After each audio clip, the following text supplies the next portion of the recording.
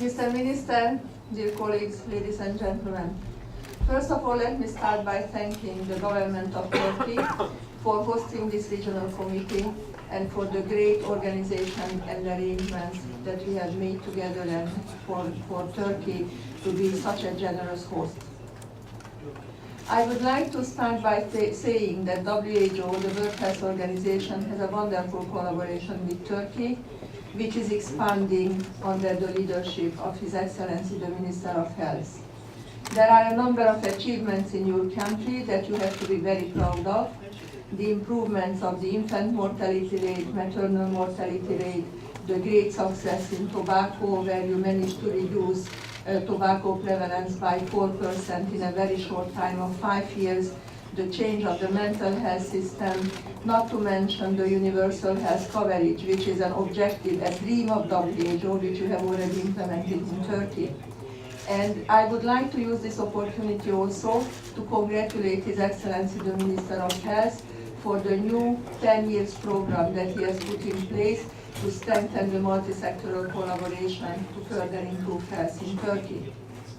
Ladies and gentlemen, this regional committee is the most important governing body of WHO in the European region, where you have all ministers of health from the 53 countries. I congratulate again Minister Müezzinoğlu for being the president of this high-level event. And just to say a few words about the agenda, this is just the first opening press conference. Of course, we will have plenty of opportunities to meet with you. But this regional committee is about accountability. The regional committee in the past 3 years has adopted a number of policies, action plans and strategies, and we report back on their implementation, like on the multi-drug resistant tuberculosis, which is a problem in our region, like HIV, which is still a problem in our region, like measles and rubella elimination, and also some other issues like the antimicrobial resistance. But on the other hand, we also report back on a number of the success stories, because in the European region, in the last 20-30 years, we made very good progress to improve the health indicators overall, to increase life expectancy, but we still have a problem with the social inequalities and inequalities in health.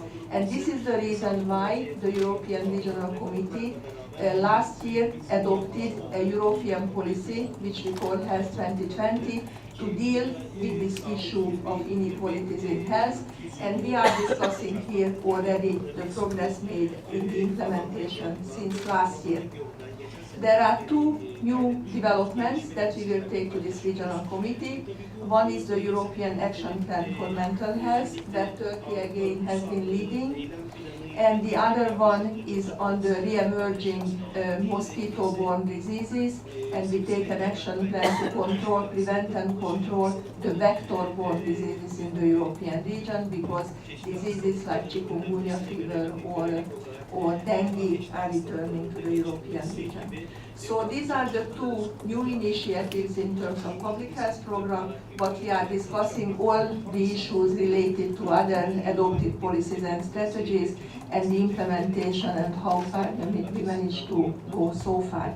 And there are some good success stories to report back, like as I said in my speech earlier today, the rate of the circulatory diseases, cardiovascular diseases is decreasing in our region, which is a very positive development.